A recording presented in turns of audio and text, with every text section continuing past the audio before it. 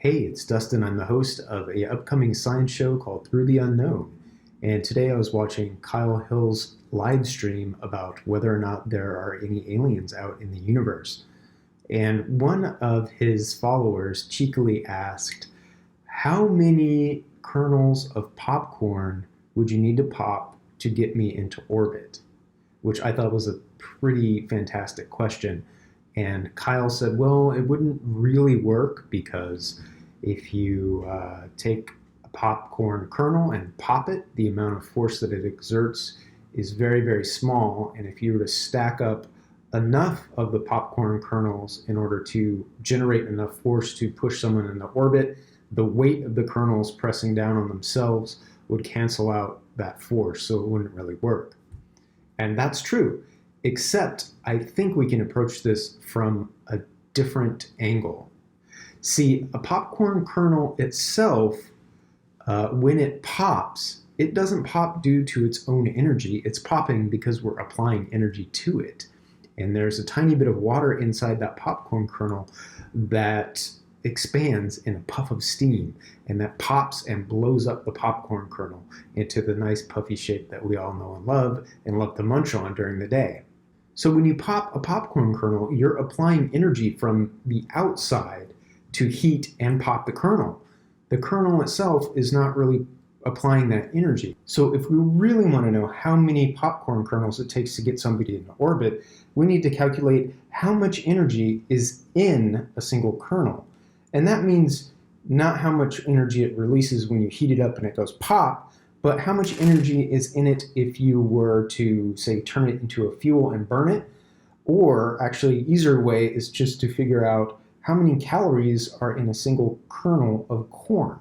So I did some internet sleuthing and some calculations on the back of a napkin to figure out how much energy is in a single kernel of corn and how many kernels you would need to actually launch the average guy into orbit. So I looked up the average weight of an American. Turns out to be 90 kilograms, or right around 200 pounds. The next thing I did to figure out how much energy is in a kernel of corn was to look up how many calories is in one can of corn. And according to calorie counter websites, one can of corn kernels contains about 309 calories. However, when we say calories for food, what we really mean is kilocalories. And when we're talking about scientific measurements of energy, we usually talk about joules or kilojoules. So I did the conversion and converted 309 kilocalories to 1292.86 kilojoules. So that gives us the amount of energy contained in one can of corn. But how many kernels are in a can of corn? Thankfully, Big Corn has the answer.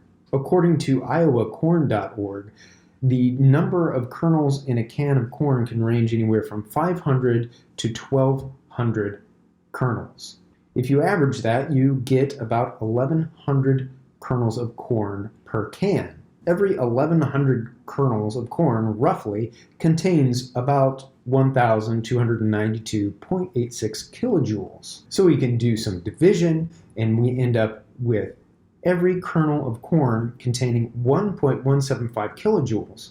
Now, the next piece of the puzzle is how much energy does it take to launch something into orbit, and mainly our 90 kilogram Kyle Hill listener. So according to a really detailed Wired article by writer Rhett Allain, it takes about 3.276 times 10 to the 7 joules to launch a single kilogram into orbit.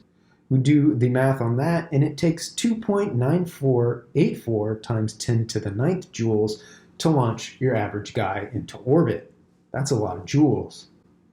Given that we have that number, now we can actually translate that number of joules into the number of kernels. And since there are 1,175 joules per kernel, we can do the math on that, and we come up with 2.5093 times 10 to the 6 kernels, or 2,509,300 kernels.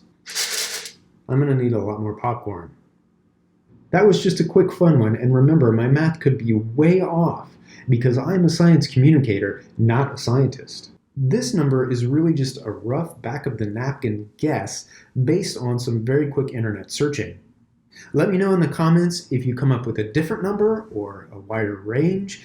I'm sure actually it would be better if we had a range of the number of kernels it would take to launch someone into orbit. Keep your eyes on this space for more cool videos and more information about Through the Unknown. Thanks for watching.